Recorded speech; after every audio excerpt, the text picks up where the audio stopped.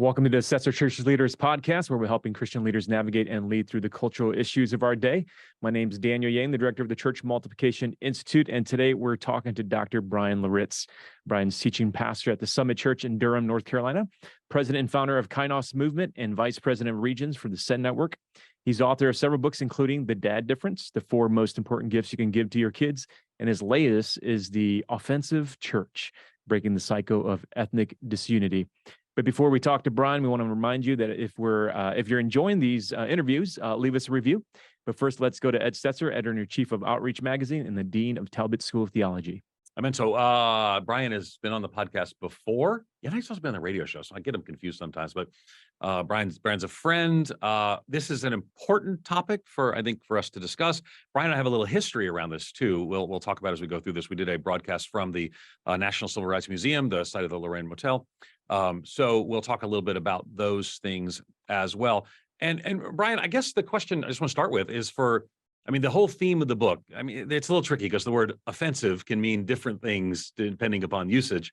But we're talking about going on the offense, about addressing some of these issues rather than being on the defense. But it seems to me that a lot of the conversations we're having in 2020 led to people then going back on the defense on some of these issues by 2021 and 2022.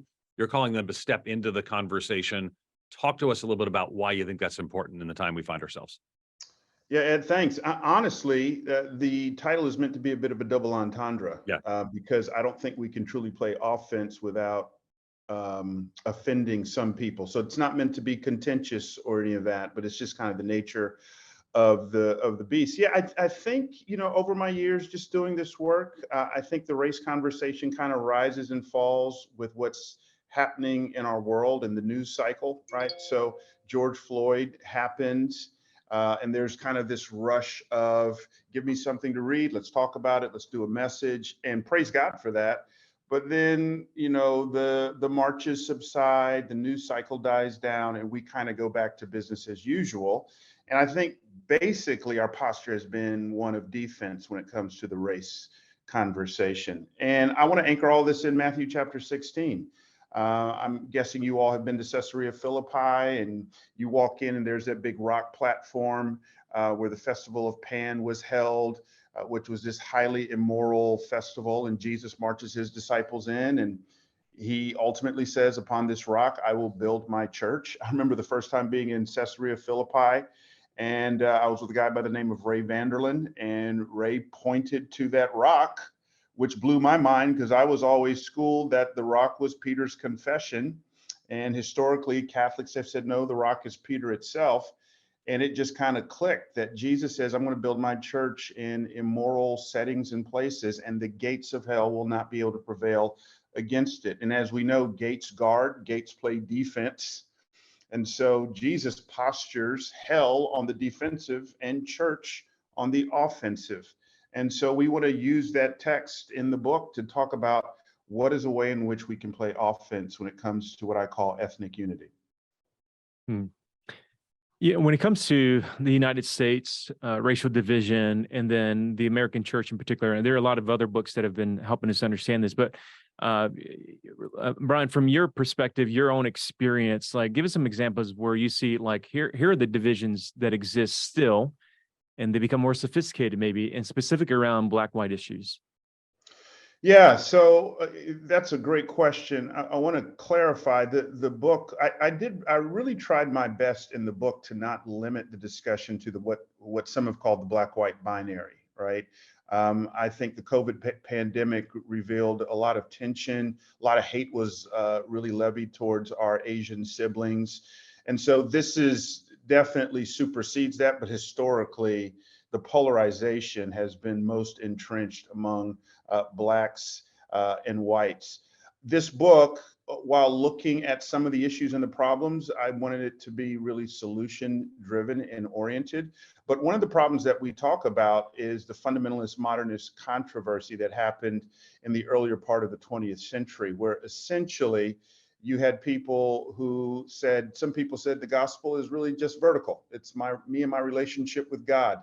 The progeny of the fundamentalists are what we would today call evangelicals. And the great thing about them, they were very much committed to truth. They were anchored in truth. The downside is most fundamentalists did not march in the streets with Dr. Martin Luther King Jr. during the civil rights movement. On the flip side were the modernists, their progeny today, we would call the progressives or liberals, and they said, no, the gospel is primarily horizontal, just love your neighbor. The problem with the modernists is that they didn't have any kind of anchored truth to keep them grounded, and it was just a matter of time until they went over the abyss into heresy. But I think when we look at the gospel, and when we look at all of Scripture, Jesus would say, yes, the gospel is both vertical and horizontal. Vertical is of first importance, Paul would tell the Corinthians, but the gospel knows nothing of an unforgiving Christian. It knows nothing of a greedy Christian, and it knows nothing of a racially insensitive Christian. So one of the solutions we try to provide in the book is we've got to have a robust gospel, and a gospel that tethers the vertical with the horizontal. Yeah, and that's a key part of where you start. You kind of unpack what it means to have a robust gospel, and I think it's worth noting that you do picture and explain this in terms of these controversies that are actually out there today, with the view of the kingdom of God, with the view of the inbreaking of the kingdom of God in the world, creation, fall, redemption, restoration. We live between redemption and restoration. It's not solely individual, say, conversion and transformation, but it's also societal impact. But, I'm actually recording this here. Those who see the set behind us, this is being recorded in the Billy Graham Hall. The Billy Graham Center Museum is right above us. And I take people on a tour, and I stand at the place where there's a picture of Martin Luther King Jr. and Billy Graham. And I explain to them there that Graham would later say his greatest, or one of his greatest, I'm not sure which it was, regrets was not being involved in the civil rights movement. He actually, he opposed some of that. We have letters back and forth about, King's pushing too fast, things of that sort. And again, later would regret it. So he didn't march at Selma, for example. There was about it. He talked about the March on Washington and more. So, but the challenge, I think, is that there's a suspicion that if we care about these societal issues, that we'll go down a path of theological compromise. And the reason there's a suspicion is there is some correlation that has happened, that when people were very driven by societal transformation, they lost the focus on personal conversion. You could also say the other way, people are very driven by personal conversion, they lose a concern for their community.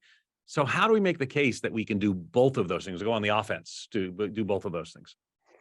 Well, look, I think there's plenty of examples in church history. I mean, I remember, maybe about 20 years ago, getting introduced to a man named William Wilberforce, and just seeing his robust commitment to the gospel.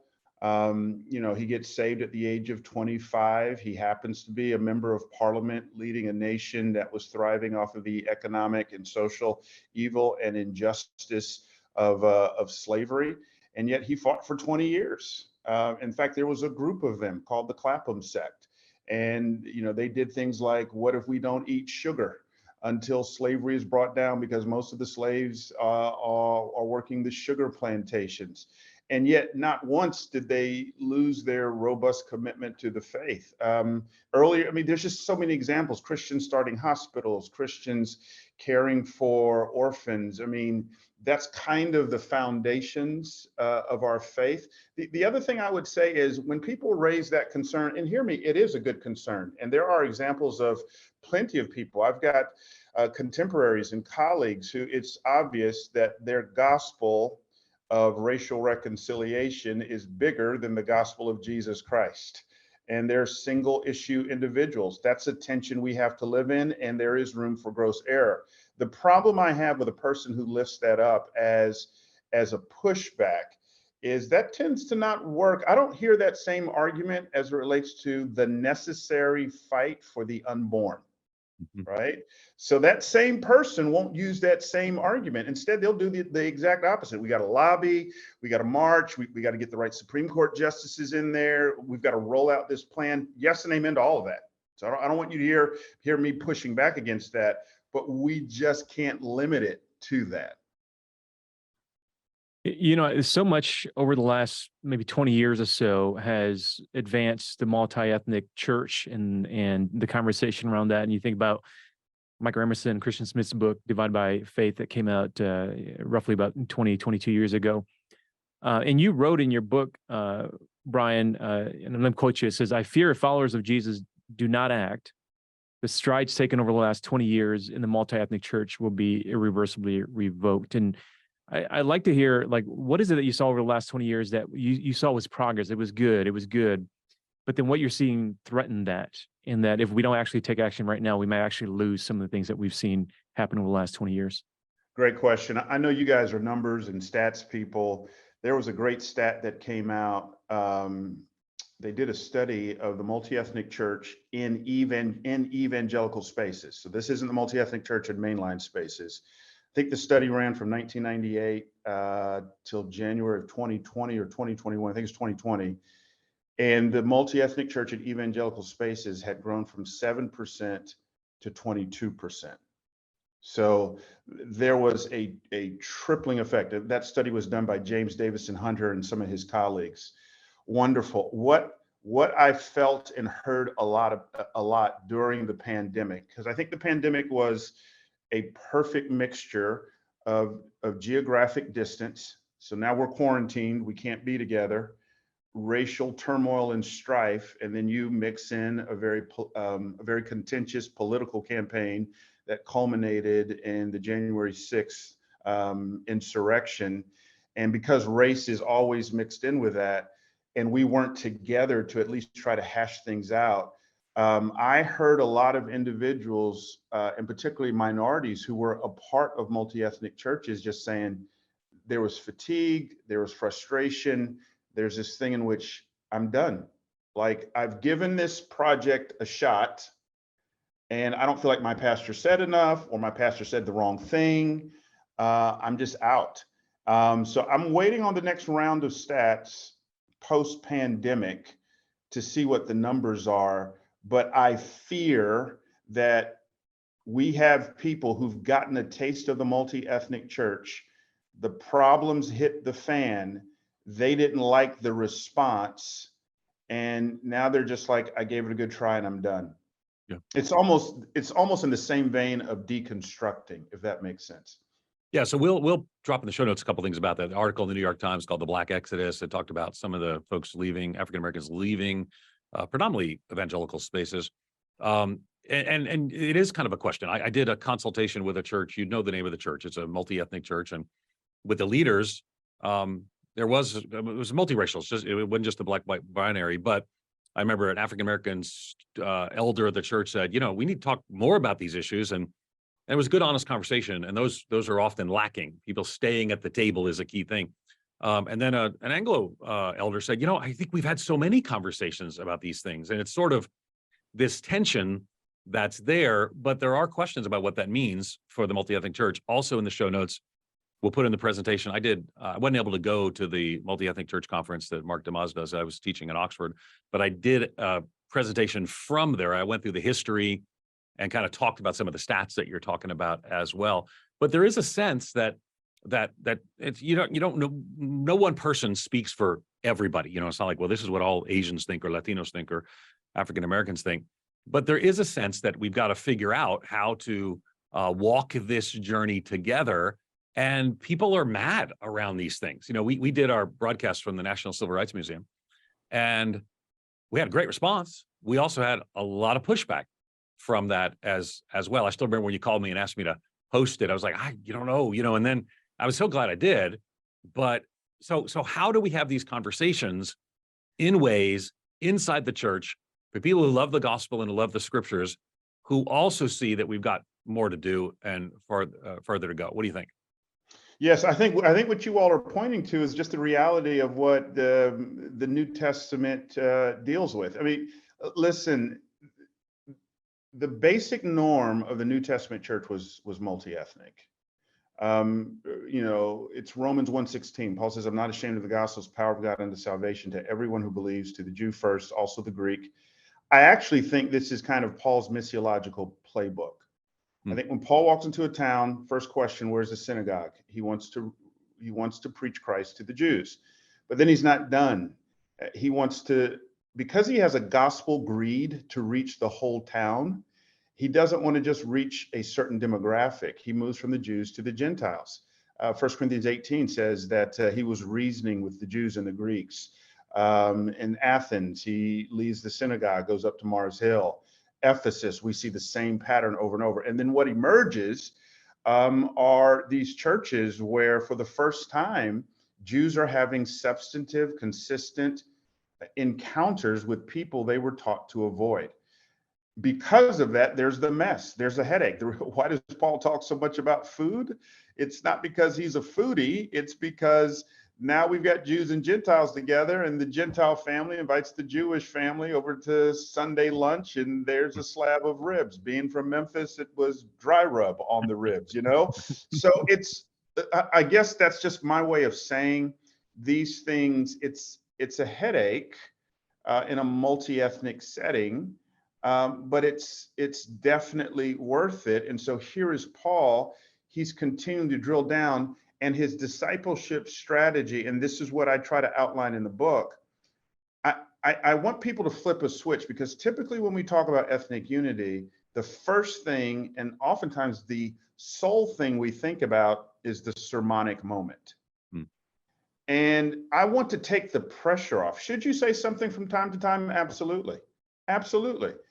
But at the end of the day, what grieved me most, and you can just pick an event, whether it's Ahmaud Arbery or Breonna Taylor or George Floyd, is you go on Christian social media posts and you read the comments, and it's like, wow, we don't know each other. We're not spending time with each other. Because if you really knew the other, if you were really in relationship with the ethnic other, not so much that it would change your convictions, you would just speak a lot differently. And so what we're trying to do here at the Summit Church and other venues I've been is to really focus on small groups and making sure, you know, we talk about that 80-20 rule. What makes a multi-ethnic church is no one demographic is more than 80%. That's just not for the sanctuary. It's also for the small groups. And so let's put people together, and just the reality that we've got different perspectives. We don't even have to talk about race. But over time, what's going to happen to you is you're going to develop empathy for the other person. That's what's missing, I think, in our discipleship strategy. It is interesting how you have conversations with African-American evangelical leaders, conservative evangelical leaders. They just articulate around these issues very differently, and often those conversations don't take place. Again, the book is The Offensive Church, Breaking the Cycle of Ethnic Disunity. And one of the key parts of it is kind of creating relational environments for. And so this is a kind of tool you would use in a church to create those kind of relational environments. Yeah. I just want to say you got real controversial talking about Memphis barbecue while you're in North Carolina. That's real in North controversial. Carolina now. What is that? Yeah, I know, right? North Carolina barbecue is just not good to me. It's vinegar based. Wow. See, I told you, controversial. Well, thanks for trying, Brian. We'll see you another time. Okay, but you mentioned it's composition, and I want to get to something, and I want you to be real, Brian, because I know you won't hold back. I mean, you're talking about the offensive church, so. But, you know, multi-ethnic churches, and you pointed this out, Ed, in the exit of Black people from predominantly white spaces, but also multi-ethnic churches.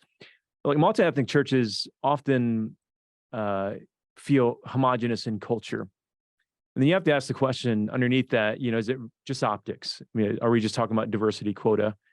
And then potentially tokenism, right? And so it's a complicated question when you're talking about not just the composition of the room, but the culture of the leadership and the culture of the church. So, like, what can we do to get better at authentic like multi-ethnicity and beyond, like just in the relationships and and the leadership and the culture of the church?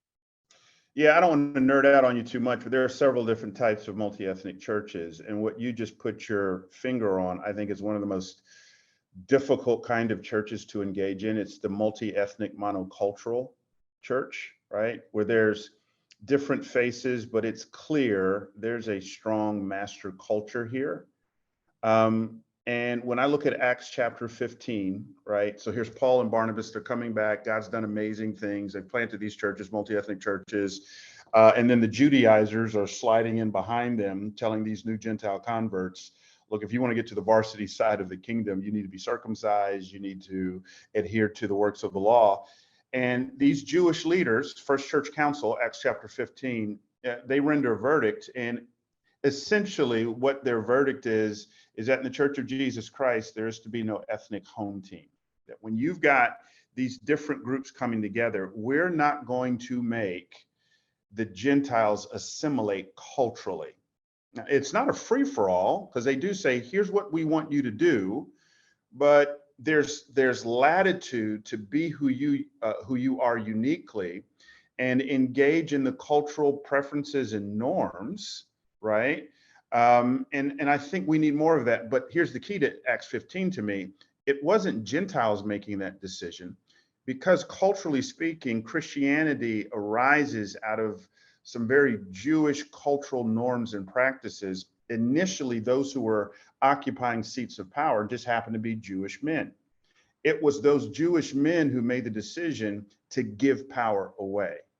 And so I think that's a really important question.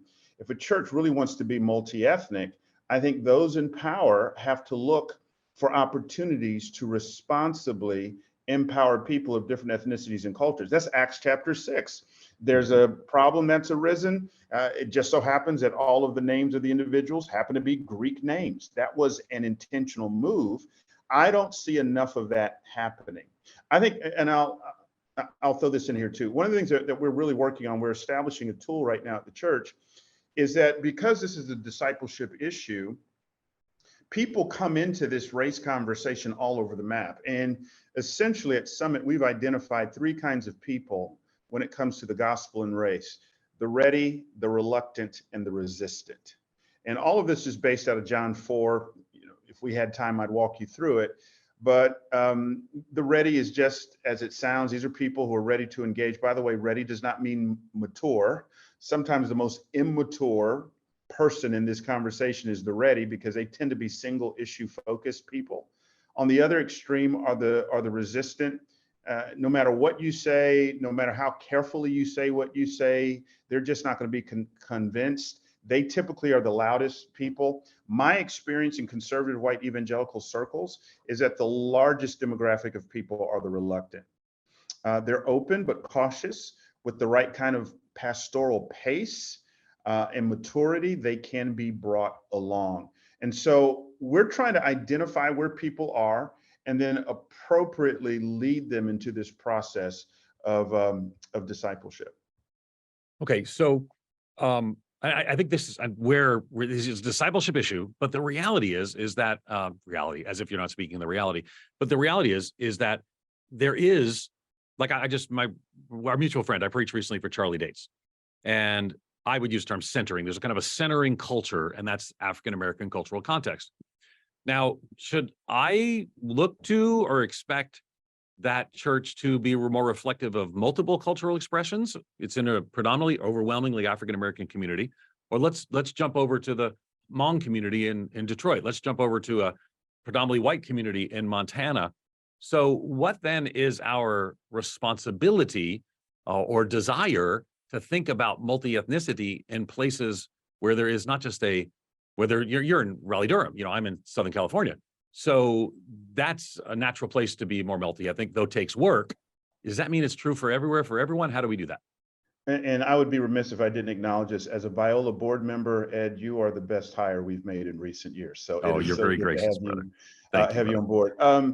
No, I don't believe every church should be multi-ethnic. Charlie's a good friend of mine. Charlie feels uniquely called to the Black community. He needs to be free to do that. That's what the surrounding areas of his churches are. We here at the Summit, what we say is what drives this conversation is an ideology.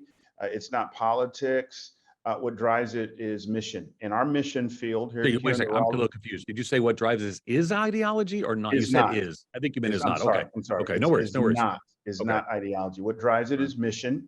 Okay. Our mission field happens to be 65% white, 35% people of color. And within that, it's Asian, it's African American, it's Latino. So we just want to reach our whole mission field. Okay. And we want our sanctuaries to look like our mission field. And so let me just say, I can't say it enough. Not every church should be multi-ethnic. Right. Okay. I deal with church planters all the time. I think God burdens a church planter or leader with a specific location. You need to be true to that location. The problem is, Dr. Corey Edwards says, this is one of the things I talk about in the book, is that the average community that a church sits in is 10 times more diverse than the church.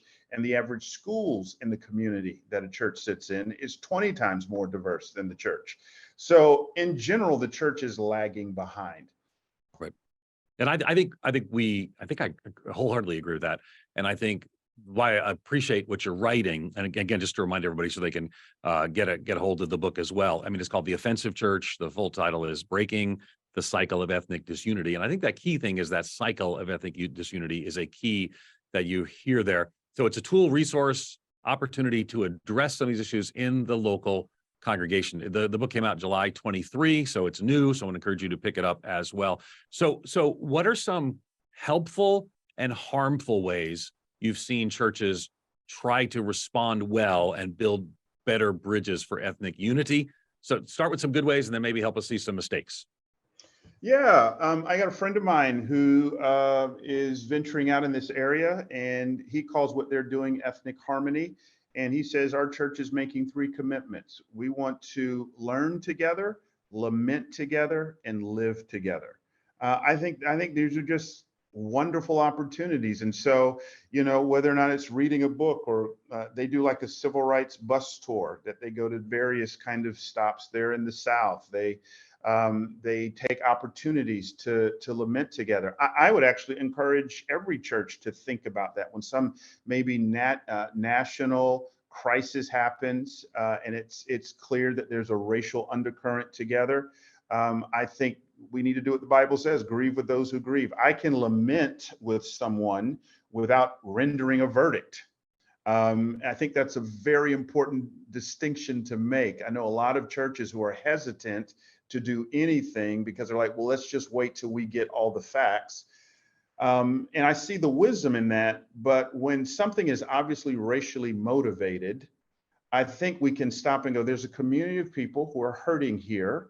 And this is an important place for me to say a difference. And I do not attach any kind of moral value to this, but a difference between especially Black and brown communities and the white community is Black and brown communities, we tend to be a lot more communal, meaning when George Floyd happened or when there's some national tragedy that involves a Black or brown person, a Black or brown person on the other side of the country is coming to church that Sunday going, please say something, please say something, please say something. That's different than how our white brothers and sisters process things. They tend to see themselves more as a collection of individuals. Again, I'm not attaching any moral value to that, Right, true. But you have to understand that's kind of our starting point. And you got to have wisdom to know, how do I discern whether or not we need to stop and lament that? Because there's periods of times when you could be stopping every single week. So there's wisdom there. But we have to learn how to sit in the ashes with each other and lament, which is kind of some practical things that my friends do. On the other side, what are some destructive things? I consulted with a lot of churches in the aftermath of 2020 because you had well-intentioned leaders who had never addressed these subjects before with their people. And then it happened and they went from 0 to 100. And there was no kind of training or whatever. Again, it's all coming from a good place. Right. And I think now in these times of quiet and peace right now is really when you need to be sitting in a community of other pastors and leaders, gathering together for prayer, getting some mentoring and coaching. Again, I've tried to provide a resource to help you that I would even prefer be read communally. There's discussion questions at the end of each chapter, and then just going, how can we take some baby steps in this area? And it's kind of counterintuitive because people do rush to these conversations in the midst of times of crisis. And then often the end result is they're not thought through. When if you take the time now, I was talking to on my radio show recently with some people who work in disaster relief. Everybody wants to go help in disaster relief. You got to get trained before the hurricane hits, to use example. So this is a great time to have some of those conversations. Again, the book is The Offensive Church, Breaking the Cycle of Ethnic Unity. Yeah, you mentioned, you mentioned something I think is important, and you embody this, and you mentioned Corey Edwards' work. She talks about the estranged pioneer. You remember that concept that she develops out.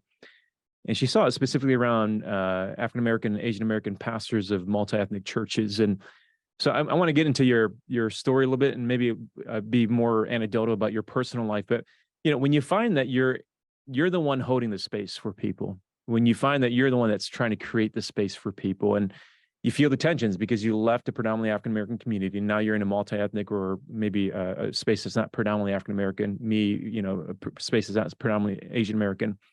And you realize that that space isn't home for you either. And you're kind of, she talks about this liminal space, a strange pioneer. How do you deal with that, Bryan? When you're no longer in a space that is your cultural heritage, and the space that you're trying to create also doesn't quite understand where you come from, you feel estranged. How do you hold that tension? Yeah, it's a really good one. I've often wanted to write something about Jonah, but dealing with kind of the undercurrent. It's not the primary narrative, but there's some race stuff going on with Jonah, right? Like, how in the world, God, do you have the nerve to show kindness with this nation that is mistreating us? And Jonah goes down in chapter 4 in a fit of bitterness. Like, there's a root of bitterness, I think, that happens to Jonah. And I see that a lot with minority leaders. And so I'll just give you one practical thing. A few years in, I had to give myself permission to take what I call regular furloughs. Now, this is very much missional language. Oftentimes when we think of a furlough, we only think of it in terms of kind of foreign missionaries, right? So it's a person who leaves America, they go to another nation, they're engaged, they're in another nation, another culture. And then we go, of course, after 18 months or after 2 or 3 years, come on back to America, get rest, kind of re-engage kind of the home culture, a place that you're familiar with. But I don't think that's just for international missionaries. I also think it's for those of us who are doing the work of reconciliation as well. I have to have people, and my community isn't limited to this, but I need to have African-American pockets where I can just engage, kind of culturally exhale, and I don't have to code switch anything. I had a great kind of African-American golf group when I lived in Memphis, and we would play a couple of times a month. That was life-giving for me. Little did I know it at the time, I didn't have this language, but that was important to my mental health. And so I think you have to go, I need to have some people who look like me, that I can regularly just exhale with. I don't see anything wrong with that. That's not an exclusive thing at all. The other thing I have to remind myself of, and I talk about this in the book, there's a difference between reconcilers and activists. We need both. Activists tend to be issue driven. They're concerned about the what. Praise God for that. We need activists. Reconcilers tend to be people driven. We're concerned about the how. So I'm in the people business. And I don't think I can lead people I'm scared of. I have to lead people that I love. And God's called me to love these people. And that's a posture I try to maintain and take as long as I can. The danger of Jonah is Jonah did ministry to people he didn't love. He didn't like them. And in the absence of love, bitterness just kind of came in and took a root. So. Okay, so talk to me a little bit about this congregationally, because that's a big part of, again, the book is not the offensive Christian. The book is not the offensive conversation. It's the offensive church, breaking the cycle of ethnic disunity. And I think it's just your pastor, of course, your senior pastor is J.D. Greer. We are aligned on a whole lot of things, but it's interesting that he publicly used Christians should say Black Lives Matter. I actually did not, partly because of the association with the organization, but was very involved in these conversations. But part of the language issue comes up here. So what do you say with people who want to use that language, who don't, who disagree about the extent of systemic racism or not, maybe the meaning of the term woke, I don't know, the issues of reparations? I mean, people come to different, let me put it this way, people who love Jesus, who care about these issues, come to different conclusions about some of these things in the same church. How do you walk through that together? I think with John 4, that classic conversation Jesus has with the woman at the well, I think what Jesus is modeling for us here is that these kinds of conversations are best worked out relationally and not ideologically. As long as the conversation stays at critical race theory, woke, reparations. Like, I've never heard two people engage on, take one of those issues, reparations, and at the end of that go, man, I think there's a possibility for us to be friends here. like Yeah. That's typically not how it works. We've got to enter these things through the relational door. And it's because of that I've said to our minority staff here at the church, there's certain words I don't want us to use. I don't want us to use phrases like white supremacy or white fragility or white privilege. It doesn't mean those concepts are real, but they tend to shut down conversation. And what we are trying to do here as a church is not stay at some fluffy level, because I don't think we can have unity unless we deal with those concepts and unless you really hear where I'm coming from. But I'm interested in a relationship with you. And I don't want to just come in hot and set you on edge. And so to answer your question about Black Lives Matter, should a person say it? For me, the frustrating thing about the Black Lives Matter conversation, and I'll be the first to say the organization, there are things about the organization that are just reprehensible, even as a Black person, even taking Jesus out of it. When you have Black people say that we want to get rid of the nuclear family, Sure. That's just offensive to me as a Black person for a lot of historical reasons. Here's what's frustrating to me, though. The same evangelicals who voted for Trump, and all the evangelicals I knew who voted for Trump, it wasn't that they loved Trump. They loved the party. They loved the platform. They were able to disentangle the person from the party, right? So they were able to engage in nuance. Just return the same favor to us. Yeah. Like, I can say Black Lives Matter and clearly not mean support of the organization. Sure. But I'm supporting people. That's the same thing. And let me say too, so because what happened, what I would say, like I pressed on the issue with people sometimes who would say, and I'd say you got a whole community of people, not everybody, but people who think that maybe their lives don't matter. If you don't want to say those three words, Black Lives Matter, you could articulate that the lives of Black people really do matter. And they would object to that. And that's not an organization. So it was clearly there was more to it that was sort of underneath it. But I think all of us should be at the place. And my point is we might disagree on whether or not how those words kind of are strung together or hashtagged, but we all should be able to say that the lives of Black people do indeed matter. And if there's a community that's not sure, the church should be the place that makes it clear that no, this really does matter to us. And when that couldn't be articulated, then it wasn't just the organization. So I agree with you. But what do you do when people have the differences? And how do you work through that? Because you're in North Carolina, you've got super conservative people, you've got people who are having, very maybe progressive conversations around race, but in your church is, very conservative theologically on other issues. So help us back to, because again, the book is The Offensive Church. How does the church, is this a small group having conversations about this? Are you avoiding those terms? Talk to us about that. Yeah, it's a great question. And I would say it's even more nuanced than what you're making it. I mean, our church is 15 campuses. Durham politically is deep blue. Raleigh, I think, skews a little red. I mean, and this is all in the same church. So we just did a 3-part series on ethnic unity. Pastor JD did the first week, I did the second week, third week we did it together. The reason why we did that is, remember, our whole focus is how do we disciple a primarily reluctant congregation in this area? Well, the reluctant, again, those 3 categories, ready, reluctant, resistant. Reluctant aren't going to sign up for the race class, right? So we have to infiltrate their system. What is the primary system at our church? Small groups. What is that based on? Sermons. So let's take a sermon series where we talk about these issues, and then that's going to force the actual small groups to engage in the subject. So it's a marathon, not a sprint. And to be honest, Ed, my wife and I were talking about this the other night. I don't think I'm going to really see the full-on fruit of this in my lifetime. So I think, and I don't say that to be a pessimist, but where a lot of people get in trouble, they want to hurry up and fix this. It's a 400-plus-year-old problem here, right? So we do what we can. We take some steps. We're as intentional as we can.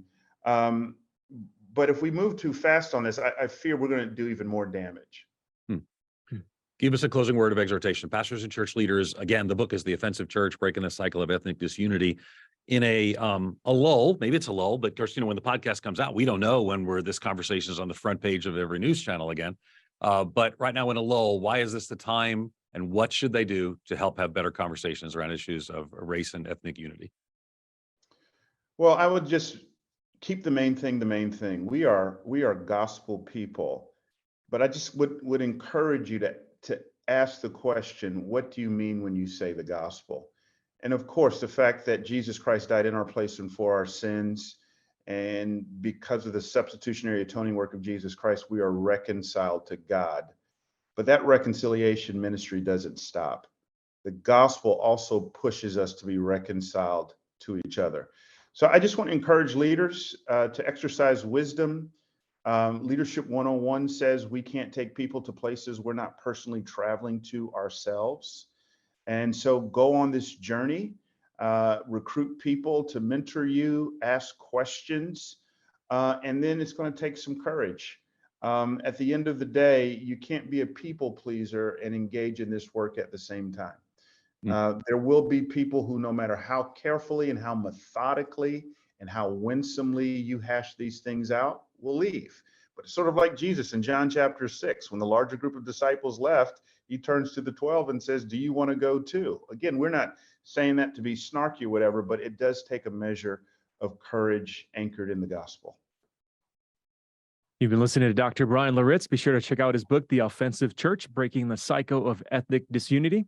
You can learn more about Bryan at BryanLoritts.com. And thanks again for listening to the Stetzer Church Leader Podcast. You can find more interviews as well as other great content for ministry leaders at ChurchLeaders.com/podcast. And again, if you found our conversation today helpful, leave us a review. That'll help other ministry leaders find and benefit from our content. Thanks for listening. We'll see you on the next episode.